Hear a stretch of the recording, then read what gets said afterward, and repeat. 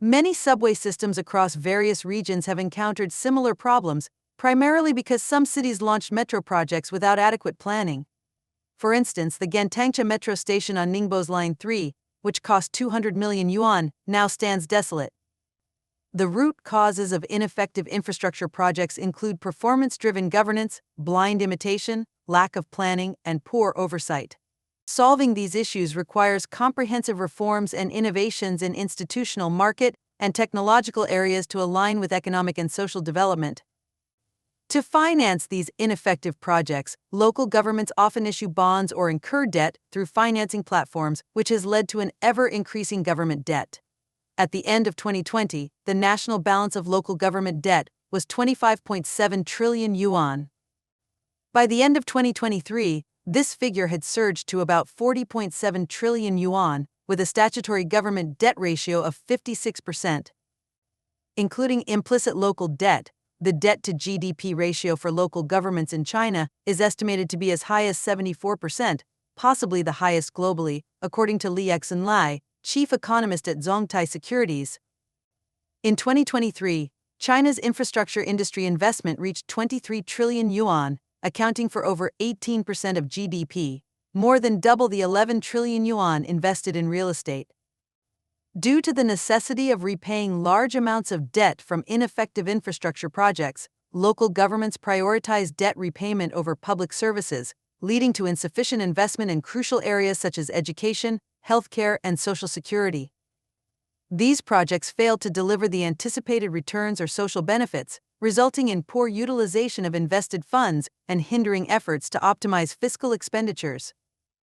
Some local governments have adopted a covert practice of repeatedly building, demolishing, and rebuilding structures, which may superficially enhance economic data but ultimately increases debt. The primary challenge facing the Chinese government now is to repay the substantial debts accumulated previously rather than stimulating investment to avoid bankruptcy. According to regulatory documents and meetings, China's fiscal and economic situation is currently dire. The main objectives for the government in 2024 are risk mitigation, spending cuts, and enduring austerity. In January 2023, the Ministry of Finance publicly announced the need to dispel the expectation of government bailouts, effectively warning of fiscal risks. By March, the ministry reiterated the need for prolonged austerity. Thus, the government's financial shortage is a long-term issue, necessitating measures to prevent debt defaults and financial crises. Stabilizing public finances is essential to maintaining societal stability and strengthening government control. Therefore, expecting the government to drive economic growth is unrealistic. Large, insufficient infrastructure projects cannot generate real profits and only create larger debt issues in the future. Chinese companies often employ a low-price strategy to win overseas bids, but this approach is backfiring as the international community scrutinizes it. For example, CRRC Qingdao Sifang, a subsidiary of China Railway Rolling Stock Corporation CRRC, significantly underbid competitors for the Bulgarian high-speed rail project. An EU investigation revealed that the Chinese government subsidized CRRC up to 1.75 billion euro, nearly 3 times the project's total value of 610 million euro. To avoid penalties, CRRC withdrew from the bidding. The EU's Foreign Subsidies Regulation, implemented in July 2023, aims to ensure fair competition by addressing market distortions caused by foreign government subsidies. Companies receiving over 4 million euro in subsidies from non-EU countries must declare it when bidding for projects valued over 250 million euro. Chinese companies expand overseas due to domestic overcapacity and insufficient demand, often bidding at low prices even if it means operating at a loss. This strategy sometimes works in emerging markets but fails in developed countries with stringent legal systems. The 2011 A2 highway project in Poland serves as a cautionary tale where China Overseas Engineering Group won the bid at half the budgeted price but faced breach of contract penalties after abandoning the project.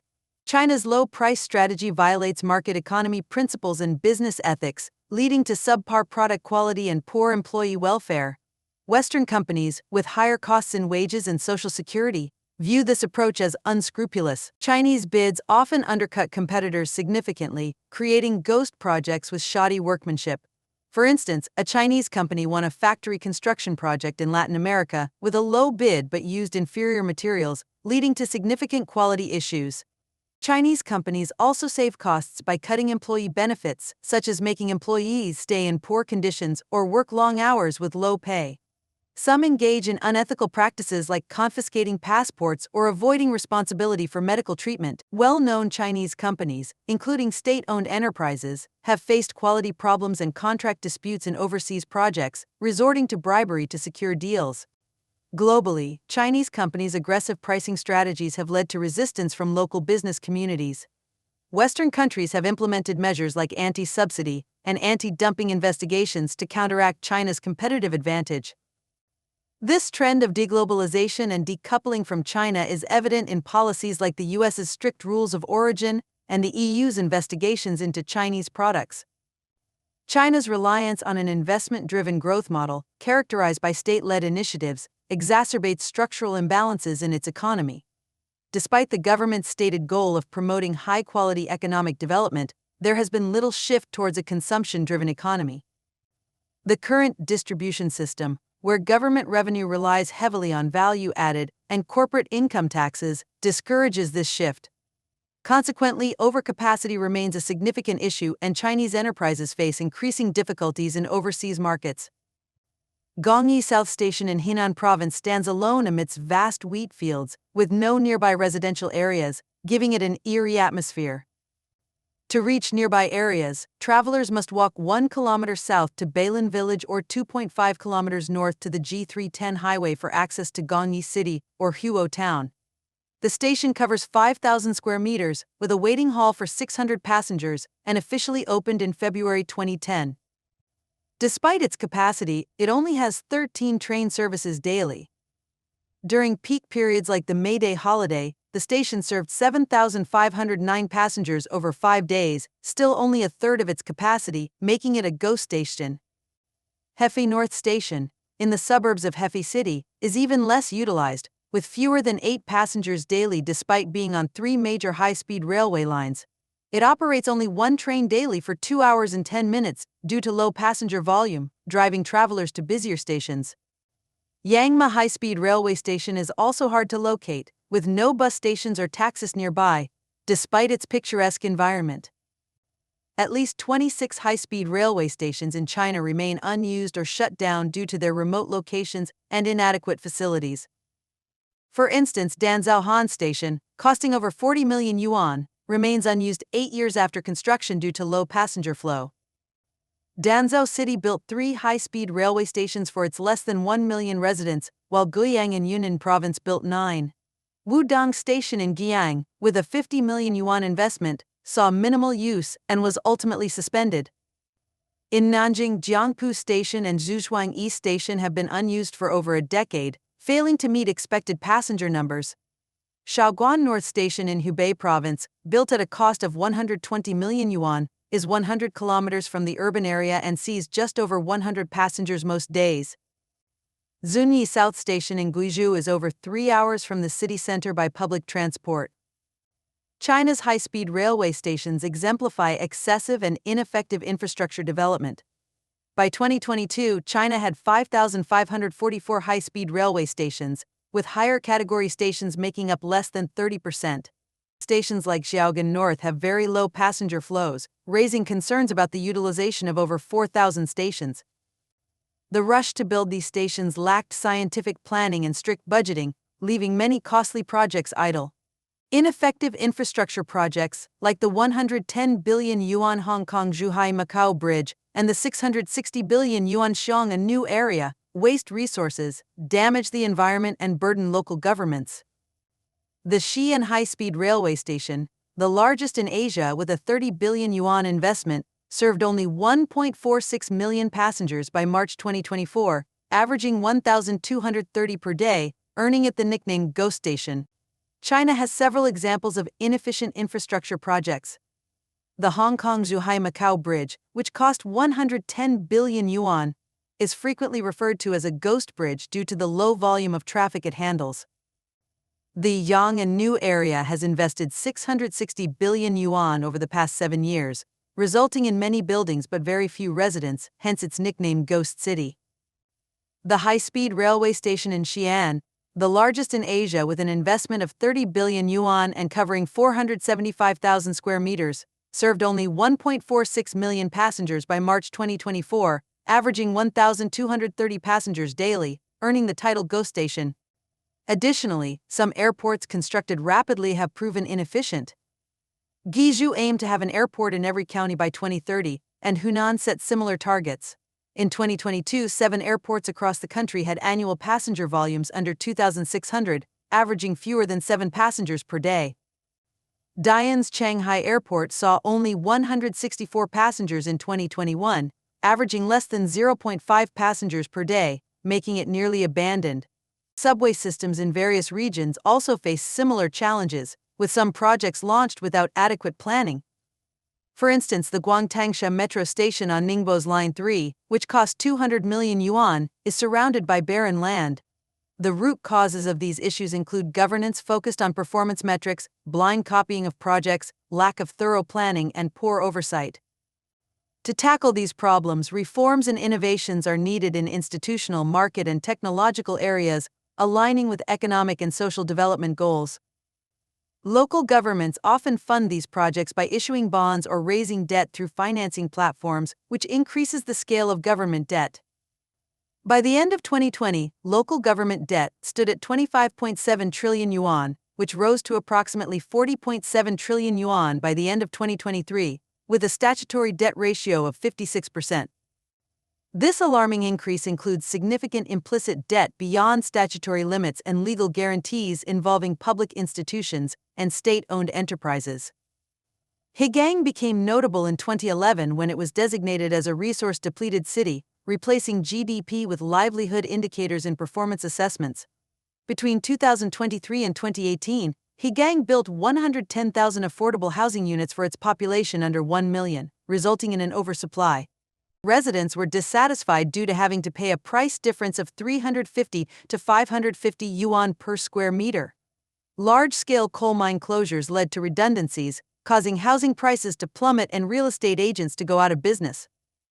Despite removing GDP assessments, local government actions remained unchanged, marked by excessive force and poor planning. Accountability measures are seen as insufficient, with rare instances of holding officials accountable, often resulting in only administrative penalties. Ineffective infrastructure highlights issues like overspending and poor planning due to a top-down approach. Local fiscal resources are limited, and stringent budget controls depend on performance goals. Without systemic changes, small fixes are inadequate. An investigation showed stations with fewer than 100 daily passengers, leading to significant losses.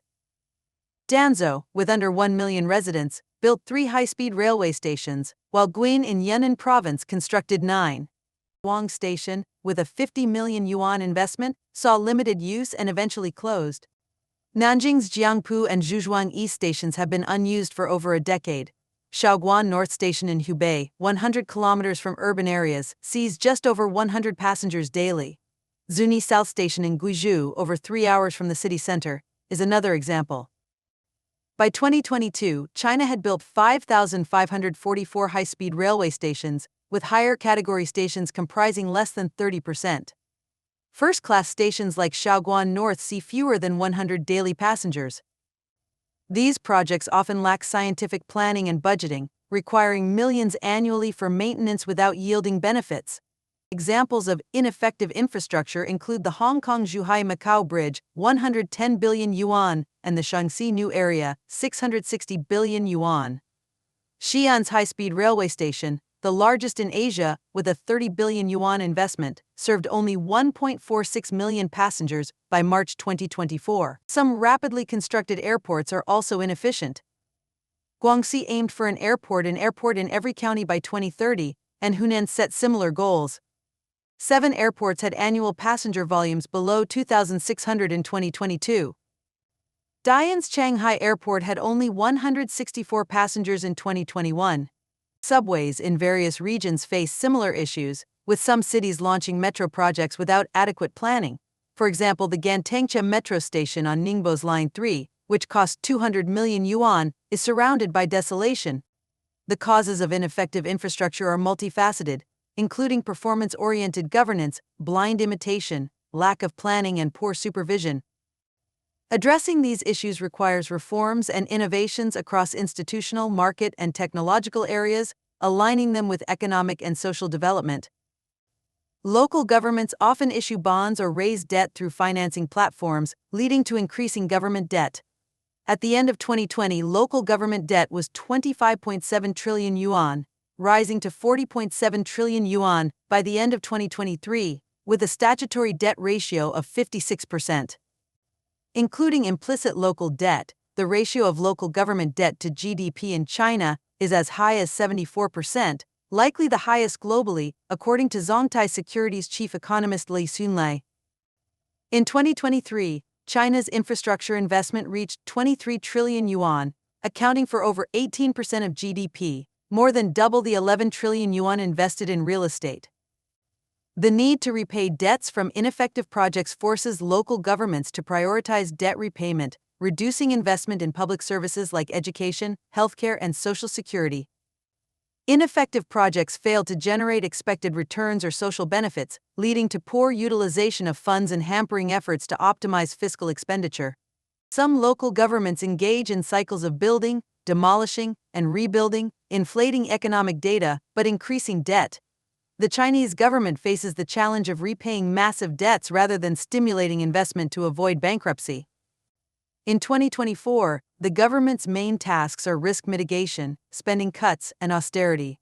In January 2023, the Ministry of Finance stated the need to break the expectation of government bailouts, signaling fiscal risks.